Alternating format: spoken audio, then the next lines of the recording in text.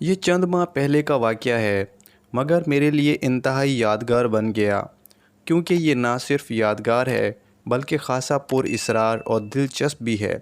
میرے BA کے امتحانات ہونے والے تھے، مگر ان سے کچھ ہی دن پہلے اچانک میری طبیعت خراب ہو گئی۔ کئی روز تک بستر سے ہلا جلا بھی نہ گیا۔ نکاہت اس قدر تھی کہ بستر سے اٹھتی تو سر چکرانے لگتا اور مجبوراً مجھے دوبارہ لیٹ جانا پڑتا۔ اس سب میں پڑھائی بھی ڈسٹرب ہوئی۔ ڈاکٹر کی ہدایت پر مسلسل کئی روز دوا کھانے کے بعد کچھ افاقہ ہوا۔ اس دوران میرا ایک ہفتہ ضائع ہو گیا تھا اور کمزوری الگ محسوس ہو رہی تھی۔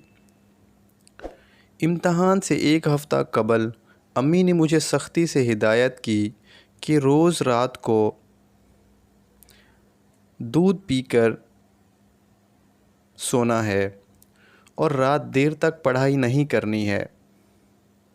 جو تیاری کرنی ہے وہ صبح اٹھ کر لینا۔ امی روز رات کو دودھ ابالنے کے بعد دودھ والی گڑوی میرے کمرے میں ہی رکھ کر دیتی تھی تاکہ ذرا دودھ ٹھنڈا ہونے پر میں اسے ایک گلاس دودھ نکال کر پی لوں اور باقی دودھ فریج میں رکھ دوں۔ چنانچہ میں ایسے ہی کرتی۔ یہ 2 روز بعد کی بات ہے۔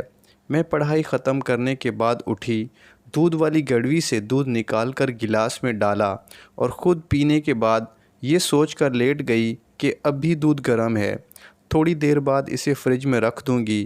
جانے کس وقت میری آنکھ لگ گئی اور میں گہری نیند سو گئی۔ رات کا جانے کون سا پہر تھا جب اچانک میری آنکھ کسی برتن کے گرنے کی وجہ سے کھل گئی۔ مجھے کمرے میں کچھ گڑبڑ محسوس ہوئی اور میں نے اٹھ کر چاروں طرف دیکھا۔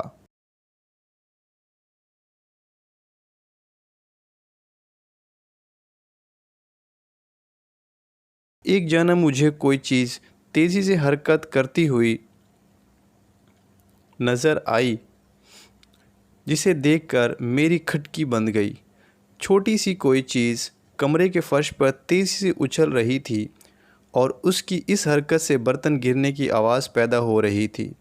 اب میری نظریں نیم اندھیرے میں کچھ حد تک دیکھنے کے قابل ہو گئی تھیں۔ اب جو میں نے غور سے دیکھا تو معلوم ہوا کہ کوئی سیاہ رنگ کی چیز دودھ والی گڑوی کو لے کر اوپر نیچے ایسے اچھال رہی ہے جیسے کوئی گیند ہو، اور اسی سے وہ برتن گرنے جیسی آواز پیدا ہو رہی تھی۔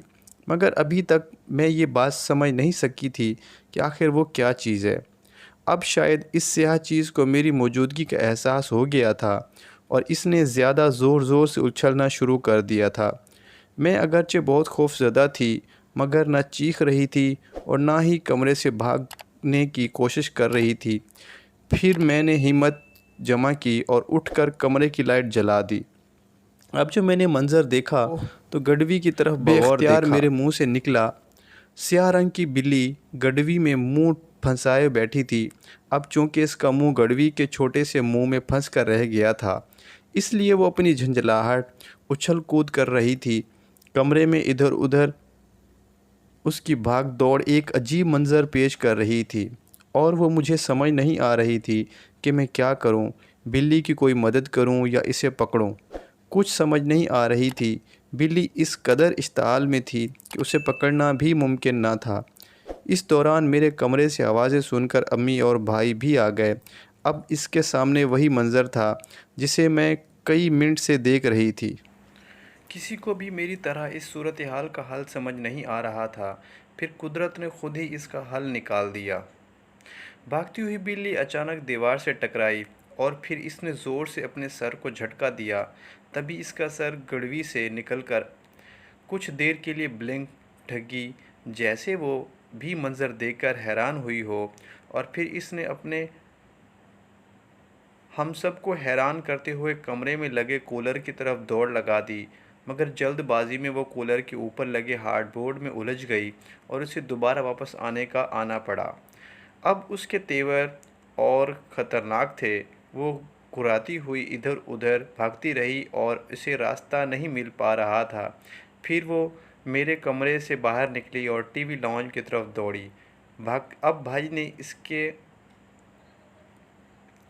ٹی وی لاؤنج سے باہر جانے والا راستہ کھول دیا۔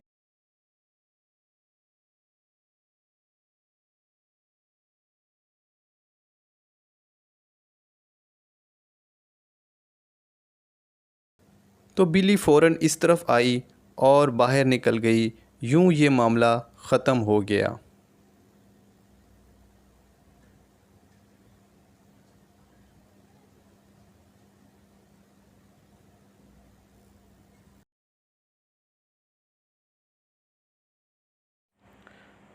اور اس نے دودھ کی خوشبو سے مجبور ہو کر اب اس بات پر غور شروع ہوا کہ بلی کے ساتھ کیا اور کیسے ہوا۔